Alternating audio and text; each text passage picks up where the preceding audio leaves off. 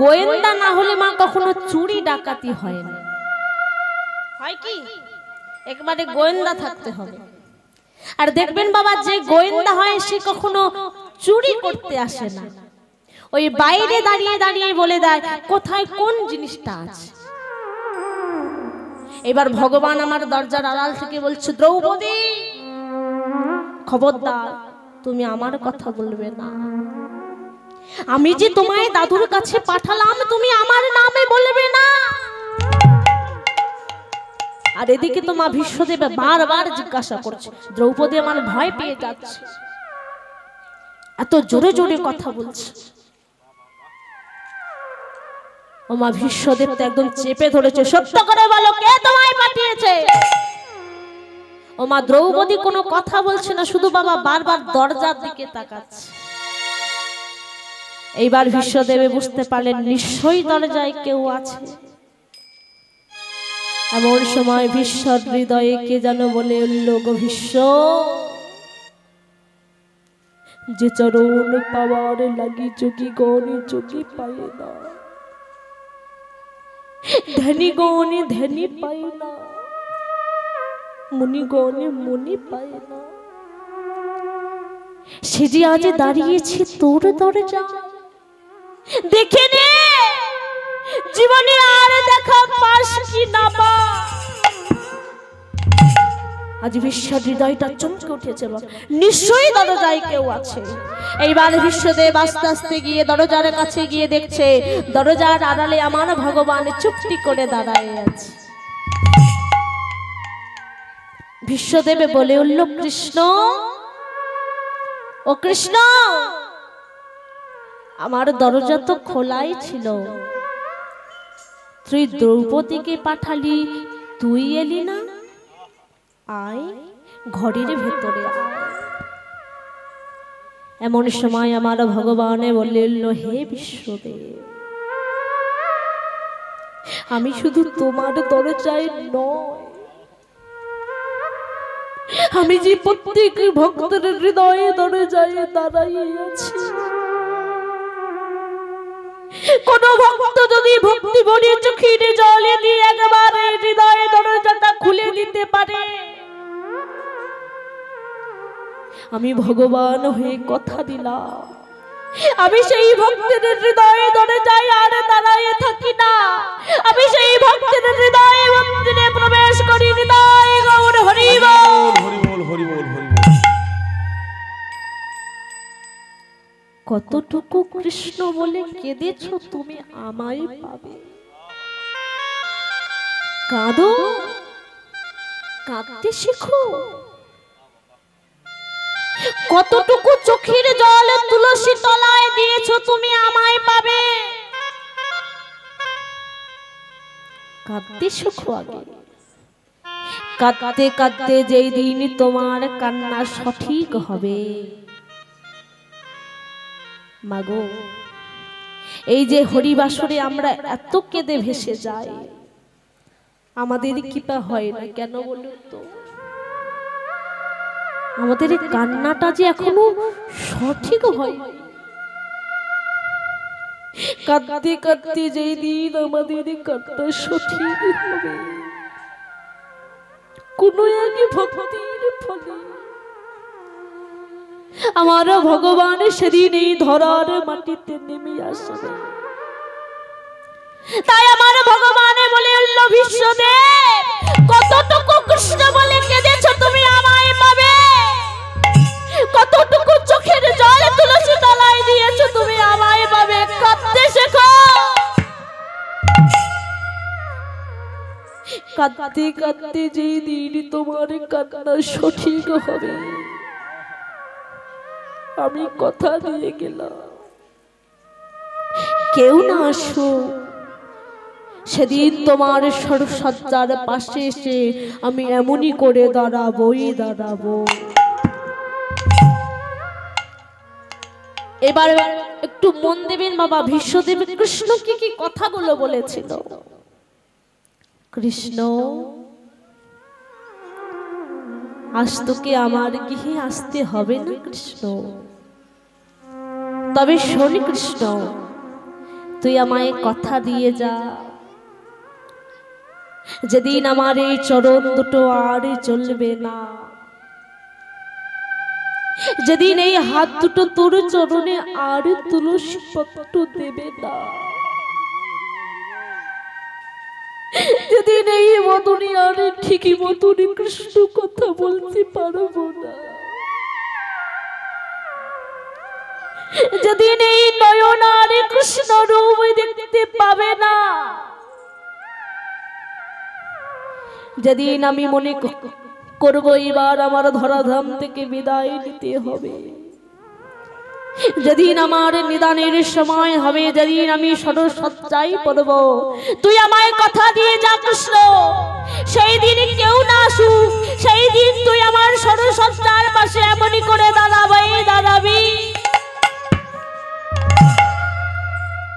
সেদিন আমার ভগবান বলেছিল তথাস্তু ভীষ্মদেব, আমি কথা দিয়ে গেলাম, যেদিন তুমি মনে করবে আমার ইচ্ছা মৃত্যু, যেদিন মনে করবে এবার আমার নিদানের সময় হয়েছে, আমি তোমায় কথা দিয়ে গেলাম তোমার সরসজ্জার পাশে এসে আমি দাঁড়াবো। তাহলে বাবা সেদিন আমার ভগবান প্রমাণ করে দিল, কেউ যদি ভক্ত সঙ্গ করতে পারে, ভক্ত চরণ ধুলা শিরে ধারণ করতে পারে, তার হৃদয়ে ভক্তি আসবে। তাই আমার ভগবান গোপীদেরকে বলছে, হে গোপীগণ, তাহলে এমন ভক্ত আমি পাবো কোথায়? ব্রজরমণীগণ বললেন, হে গোবিন্দ, এমন ভক্ত থাকতে হলে আমাদের এই বৃন্দাবনের মাটিতে একমাত্র শ্রীমতী রাধা রানী আছে, তুমি তার চরণে গড়াগড়ি দাও, তার কৃপা হলেও হতে পারে। যেই না আমার ভগবান এই কথা শুনেছে বাবা, আমার ভগবান ছুটতে ছুটতে চলেছে রাধে রাধে গো, ওগো প্রেমময়ী, ওগো ভবময়ী রাধে রাধে, তুমি আমায় কৃপা করো রাধে, ওগো রাধে গো,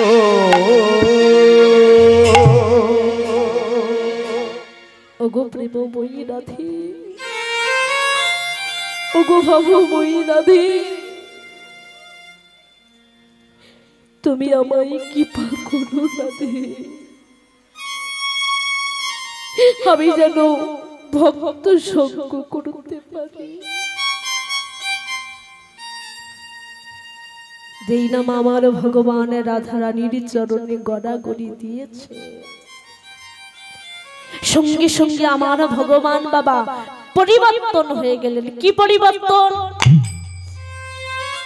না কালো ছিল সাদা হয়ে গেল, বাঁকা ছিল সোজা হয়ে গেল, ছিল ঘোষের ছেলে হয়ে গেল ব্রাহ্মণ।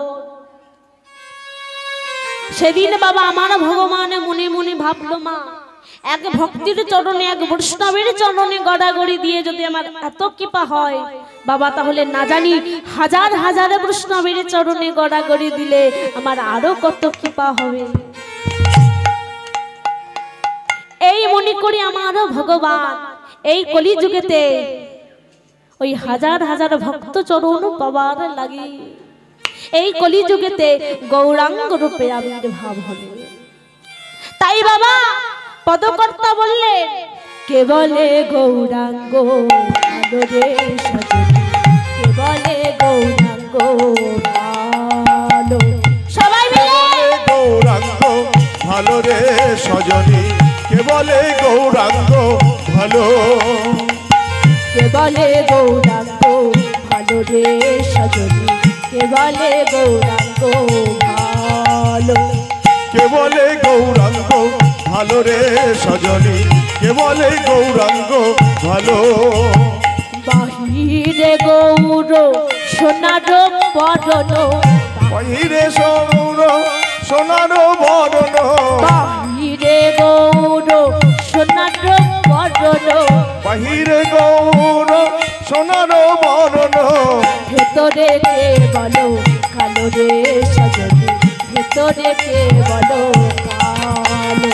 আর বাহিরে গৌর সোনার বরণ, বাহিরে গৌর সোনার বরণ, ভিতরে কালো বরণ রে আমার। কে বলে গৌরাঙ্গ ভালো, আমার কে বলে গৌরাঙ্গ ভালো রে নিতাই গৌর হরি হরি হরি বল। গৌরাঙ্গ ভালো। কি বলছে বাবা? কে বলে গৌরাঙ্গ ভালো, বাহিরে গৌর সোনার বরণ, ভেতরে কে বলো কালো। আচ্ছা মায়েরা বলুন তো, আমার ভগবান কবে ব্রজগোপীদের চরণ ধুলা অঙ্গে মেখেছিল? একদিন বাবা আমার ভগবান মনে মনে ভাবছে, ভগবান মনে মনে ভাবছে, সত্যভামার নারদ সবসময় মনে করি আমরা ঠাকুরের বড় ভক্ত,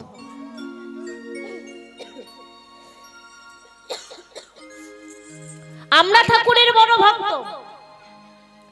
তা সবাই আমায় বলে দর্পহারি মধুসূদন। কি বাবা, ভগবানের আর একটি নাম দর্পহারি মধুসূদন তো।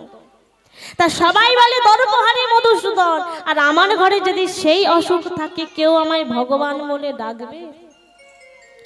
আগো বাবা, ধরুন কোন বাবা একটা বড় ডাক্তার, সেই বাবার ছেলের এখন ধরো একটা বড় অসুখ করেছে, সেই ডাক্তার বাবা আমার যদি নিজের ছেলের রোগটা না সারাতে পারে, কোন রোগী সেই ডাক্তার বাবার কাছে যাবে? যাবে মা? কি বলবে? বলবে নিজের ছেলের রোগ সারাতে পারে না, তোকে আমাদের রোগ কি সারাবে? বলবে তো। তাই ভগবান বলছে সবাই আমায় বলে দর্পহারি মধুসূদন, আর আমার ঘরে যদি সেই অসুখ থাকে কেউ আমায় ভগবান বলে ডাকবে? তাই ছলনাময় হরি একদিন বাবা ছলনা করে ওই বিছানায় শুয়ে আছে। অনেকে বেলা হয়ে গেছে, সত্যভামা মনে মনে ভাবছে তাই তো, এত বেলা হয়ে গেল ঠাকুর এখনো উঠলো না।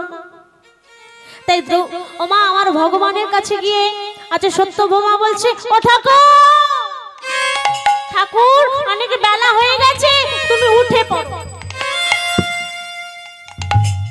এবার ভগবান বলছে, সত্যভামা আমায় যে অসহ্য শিরোপীড়া, আমি যে আর সহ্য করতে পারছি না। তাহলে প্রভু বৈদ্য কবিরাজকে খবর দি। না না সত্যভামা, আমার এ রোগ কোন বৈদ্য কবিরাজে সারাতে পারবে। তাহলে কি উপায় প্রভু? শোনো সত্যভামা, যদি কোনো ভক্ত তার একটু চরণ ধুলা আমার শিরে ধারণ করাতে পারে, সেই চরণ ধুলা শিরে ধারণ করলে আমার এটুকু ভালো হয়ে যাবে। সত্যভামা, তুমি তো আমার বড় ভক্ত, দাও না, দাও না একটু চরণ ধুলা। যেই না আমার কথাটা বলা, সঙ্গে সঙ্গে আমার সত্যভামা বলে উঠলেন, ঠাকুর তোমার কি মাথা খারাপ হয়ে গেছে? হ্যাঁ গো ঠাকুর, আমি দেব তোমায় চরণ ধুলা। কেন গো, আমার কি নরকের ভয় নেই? দেখেছেন মা, ভগবানের স্ত্রী হয়েও নরকের ভয়। এবার মা সত্যভামা এই বলে ঘর থেকে বেরিয়ে গেছে। রক্ষিণেরও একই দশা হলো। এইবার দেখছে নারদ আসছে, বিনায় তান তুলে কৃষ্ণ নাম গাইতে গাইতে আজ নারদ এসে পৌঁছেছে। এবার সত্যভামা নারদকে দেখে বলছে, আরে নারদ যে, আরে তাড়াতাড়ি ভেতরে যাও, আগে ঠাকুরের অবস্থা ভালো নেই। এবার নারদ ভেতরে গিয়ে বলছে, ও ঠাকুর তোমার কি হয়েছে? বলে, ও নারদ, আমার যে অসহ্য শিরোপীড়া, আমি আর সহ্য করতে পারছি না। তাহলে বৈদ্য কবিরাজকে খবর দি। না না না,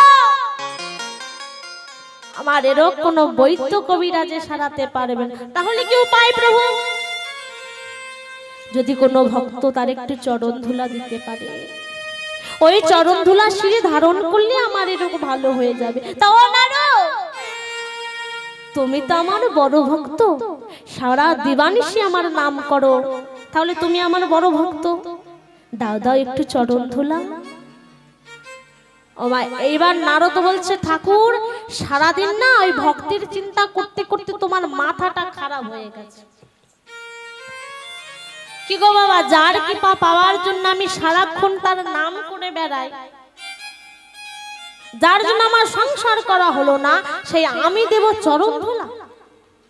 এই বলে নারদ আমার ঘর থেকে বেরিয়ে এসেছে। সত্যভামা বলছে, নারদ কি হলো?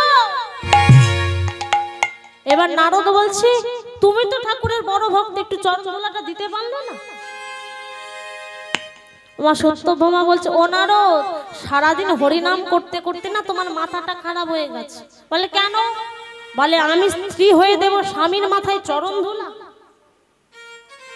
এবার বাবা দুঃখিনী বলছে, ও নারদ, তুমি তো ঠাকুরের বড় ভক্ত, তা তুমি একটু দিতে পারলে না? বলে এই জন্য তোমাদের বলে মেয়ে ছেলে। হ্যাঁ গো, যার কৃপা পাওয়ার জন্য আমি সারাক্ষণ নাম করি, যার জন্য সংসার করা হলো না, আর আমি দেব চরণ ধুলা। সত্যভামা বলছে, বাবা নারদ, তাহলে কি কোনো উপায় নেই? বলে দাঁড়াও, দেখি কি করা যায়, একটু ভাবতে দাও আমাকে। এবার বাবা নারদ চিন্তা করতে করতে মনে মনে ভাবছে, ও বাবা, আমার ভোলানাথ তো ঠাকুরের বড় ভক্ত, একবার তার কাছে গিয়ে দেখি। তাই আমার নারদ চলেছে আজ কৈলাসে, আজ বিনায় তান তুলে কৃষ্ণ নাম গাইতে গাইতে চলেছে। কেমন ভাবে গো? হরে মুরারে মধু কৈট ভারে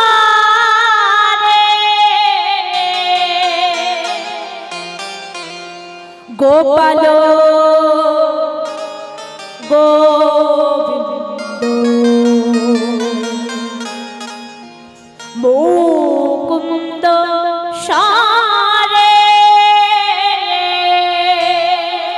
তাই আজ নারদ বিনায় তান তুলে কৃষ্ণ নামে গাইতে গাইতে চলেছে। কেমন ভাবে গো? হরে মুরারে মধু কৈট ভারে গোপাল গোবিন্দ মুকুন্দ সারে। হরে মুরারে মধু কৈট ভারে, হরে মুরারে মধু কৈট ভারে গোপাল গোবিন্দ মুকুন্দ সারে, গোপাল গোবিন্দ মুকুন্দ সারে।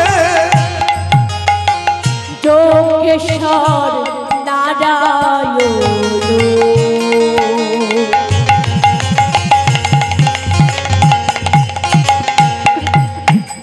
কৃষ্ণ বিষ্ণু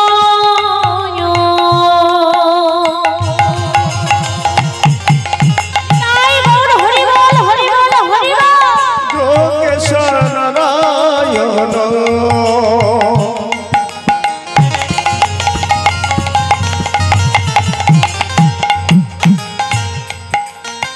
কৃষ্ণ বিষ্ণু যোগেশ্বর নারায়ণ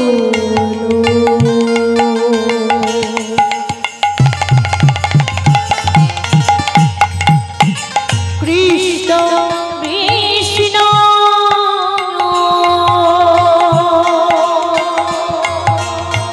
নিরাশ্রয়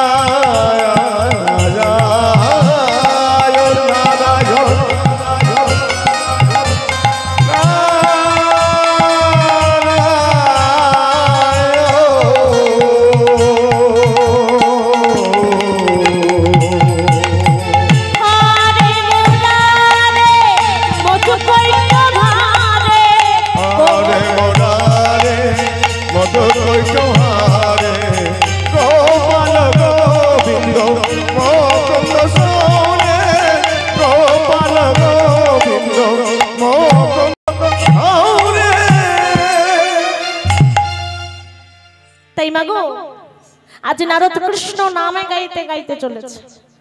আজ কৃষ্ণ নামে গাইতে গাইতে মা আজ এসে বাবা উপস্থিত হয়েছে কৈলাস। এবার নারদকে দেখে ভোলানাথ বলছে, আরে নারদজি শিশু, তা বলো বলো আমাদের ঠাকুর কেমন আছে?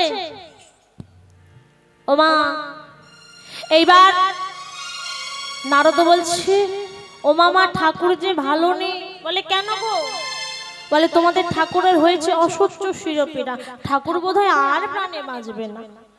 বলে কেন গো, তোমাদের দ্বারকায় কি কোনো বৈদ্য কবিরাজ নেই? বলে না না, ঠাকুর বলেছে কোনো বৈদ্য কবিরাজে সাজবে না, যদি কোনো ভক্ত একটু চরণ ধুলা দেয় তাহলেই ঠাকুরের রোগ ভালো হয়ে যাবে। ও মামা, তুমি তো ঠাকুরের বড় ভক্ত, দাও না একটু চরণ ধুলা। বাবা যেই না কথাটা বলা, এবার আমার ভোলানাথ রেখে গিয়ে বলছে, কি বললি নারদ? যার কৃপা পাবার জন্য আমি শ্মশানে পড়ে থাকি, সারাক্ষণ তার নাম করি, তোর মামির সাথে ঠিক মতন সংসার করা হলো না, আমি দেব চরণ ধুলা, দূর হয়ে যা এখান থেকে। বাবা এবার নারদ আমার কৈলাস থেকে বেরিয়ে এসে মনে মনে ভাবছে, মা এবার কোথায় যাব? এমন সময় মনে পড়ে গেল ব্রহ্মার কথা। এইবার নারদ আমার ব্রহ্মলোকে গিয়েছে। নারদকে দেখে ব্রহ্মা বলছে, আরে নারদ যে এসো এসো, তা কি ব্যাপার বাবা, কি মনে করে? আমাদের ঠাকুর কেমন আছে? বলে ও পিতা, ঠাকুর ভালো নেই। বলে কেন গো? বলে ঠাকুরের হয়েছে অসহ্য শিরোপীড়া, ঠাকুর বোধহয় আর প্রাণে বাঁচবে না। ঠাকুর বলেছে যদি কোনো ভক্ত একটু চরণ ধুলা দেয়, সেই চরণ ধুলা শিরে ধারণ করলে ঠাকুরের রোগ ভালো হয়ে যাবে। ও পিতা, তুমি তো ঠাকুরের বড় ভক্ত, দাও না একটু চরণ ধুলা।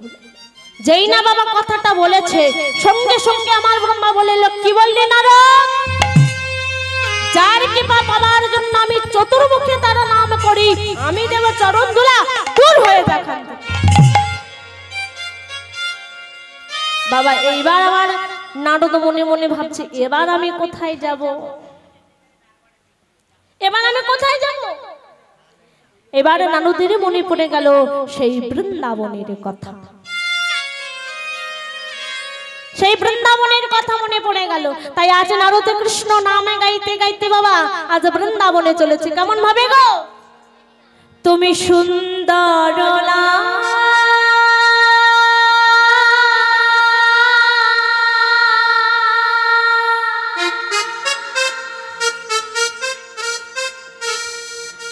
যশোদা দুলা,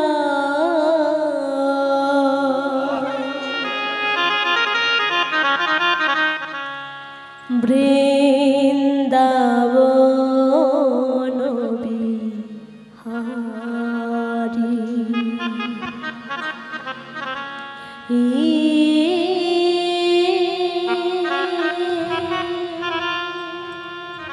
বৃন্দাবন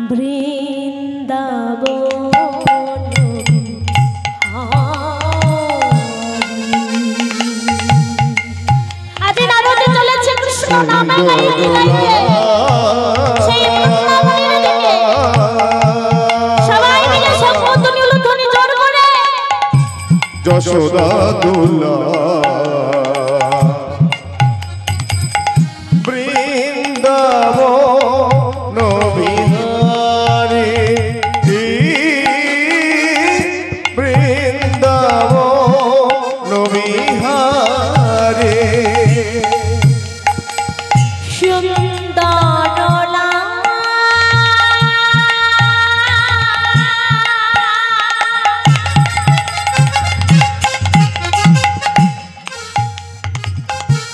যশোদা দুলা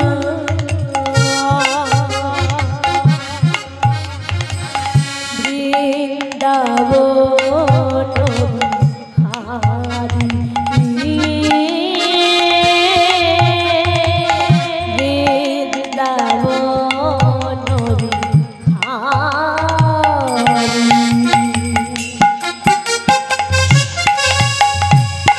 সুন্দর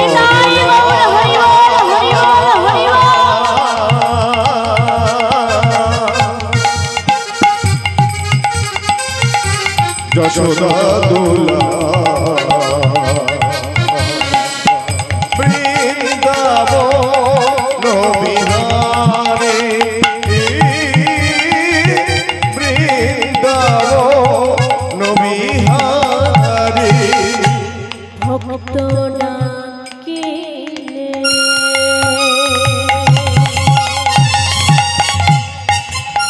রহিতে পারো না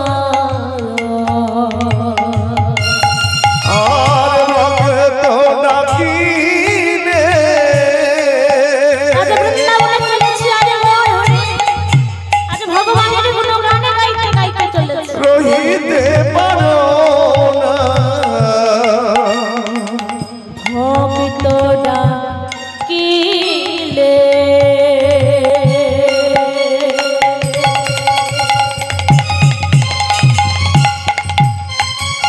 রহিতে পারো না আর ভক্ত ডাকিলে গৌর হরি বল হরি বল হরি বল ইহাই তবে শুনি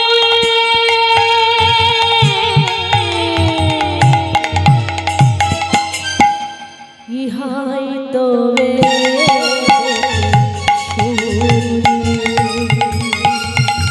সুন্দর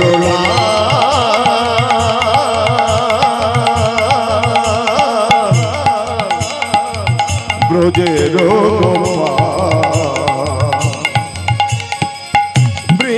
বৃন্দাবন বিহারে বৃন্দাবন বিহারে একবার আসিয়া দেখা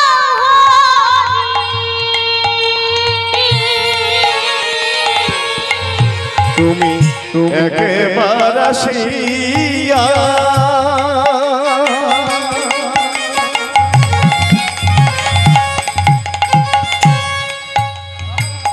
দেখা দাও হরি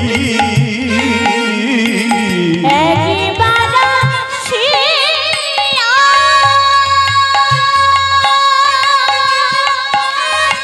হে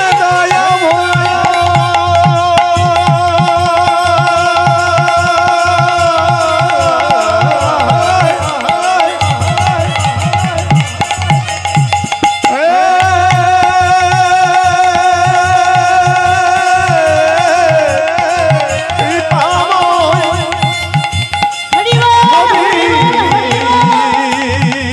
আমার হরি হে দয়া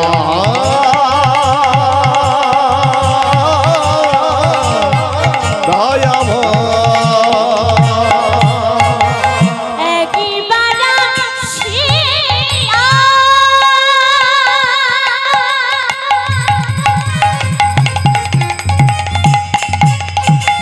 দেখা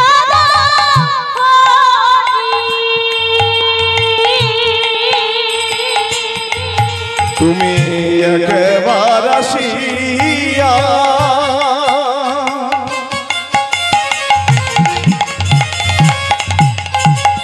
দেখা দাও হরি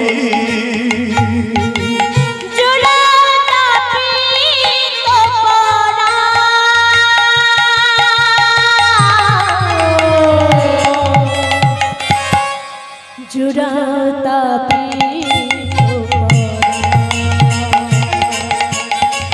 সুন্দর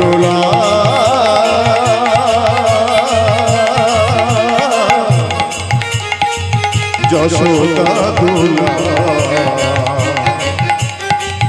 বৃন্দাবন বিহারে বৃন্দাবন বিহারে হে দয়া ময়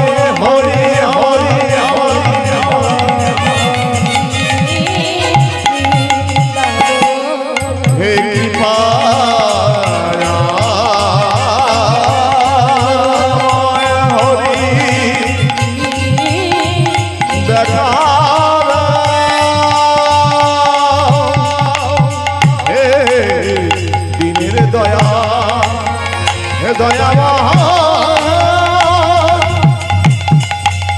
হে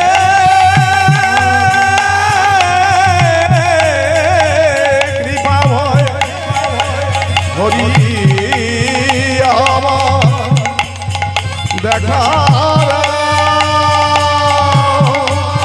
হে করুণার সিন্ধু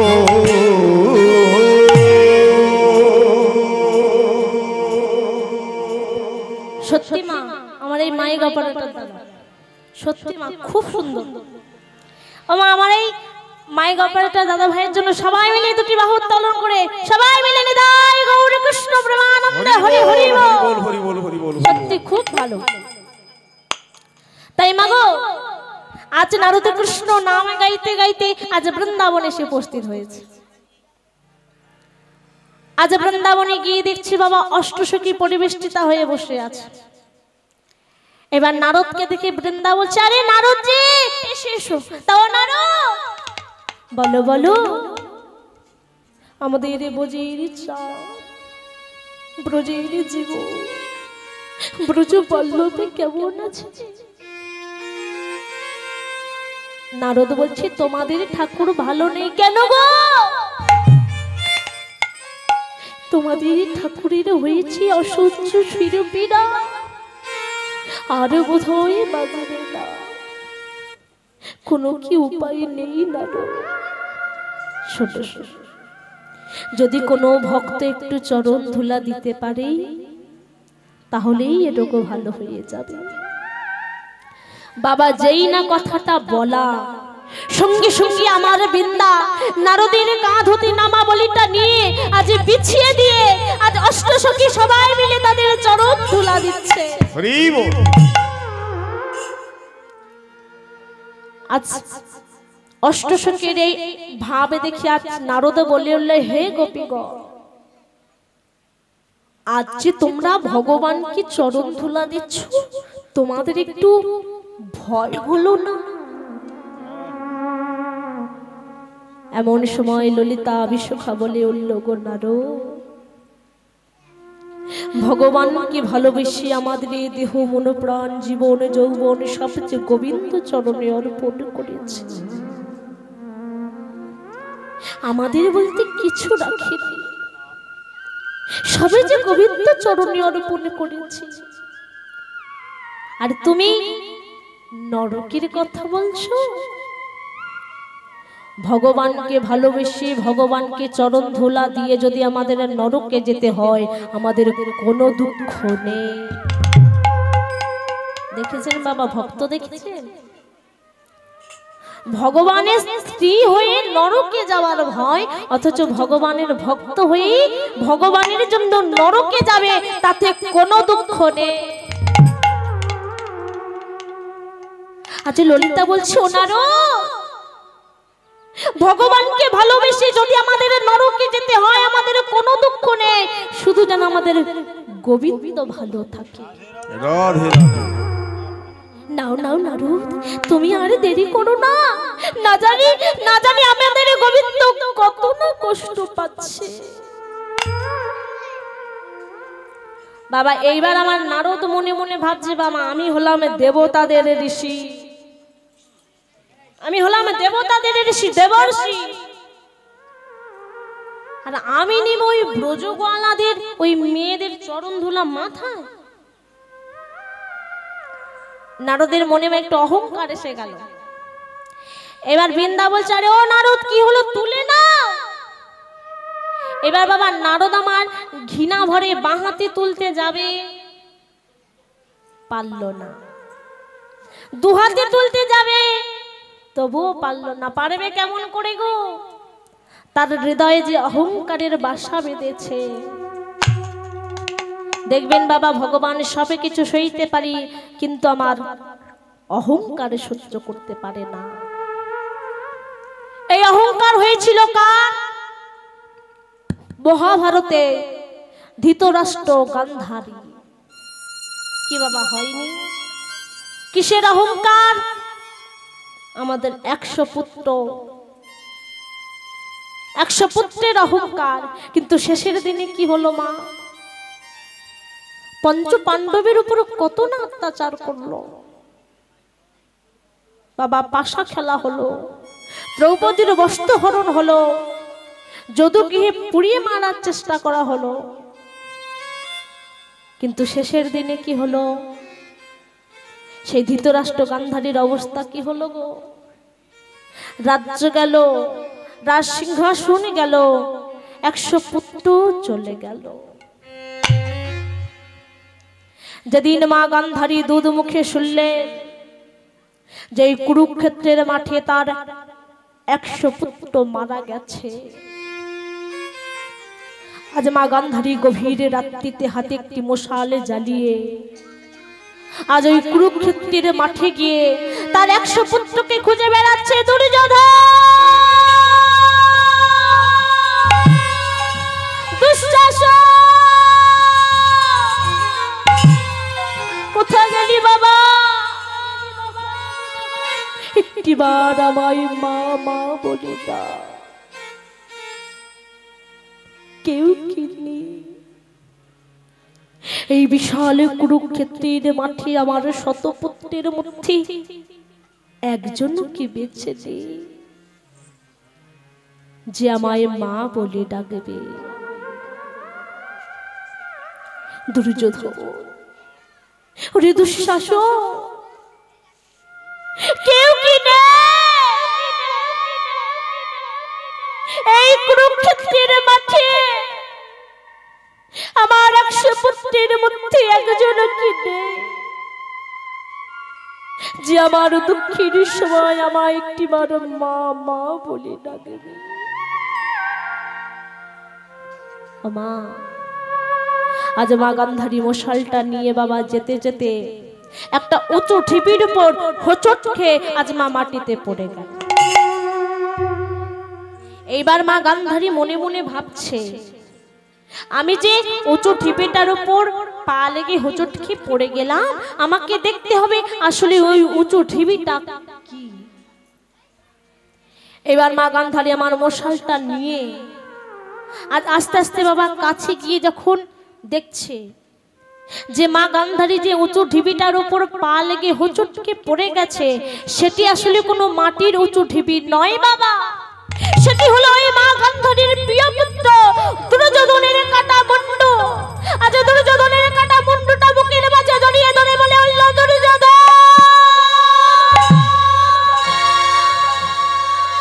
দুর্যোধন, দুর্যোধন, দুর্যোধন, একটিবার তুই আমায় মা মা বলে ডাকি। দুর্যোধন, আমায় ছেড়ে চলে যাস না দুর্যোধন, তোরা ছেড়ে যে আমার আর কেউ নেই, একটিবারে ফিরে যা। চোখের জলেতে আমায় ছেড়ে চলে যাস না খোকা, ভাসিছে ওগো ফিরে আয় খোকা, ফিরে আয়। অভাগিনী একে মা,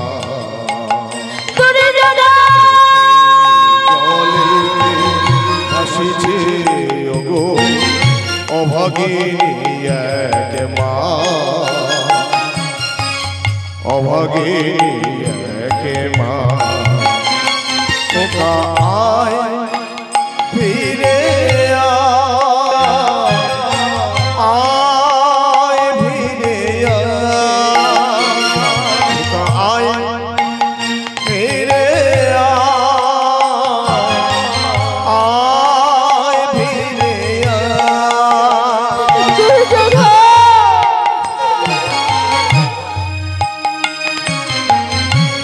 তোরা ছেড়ে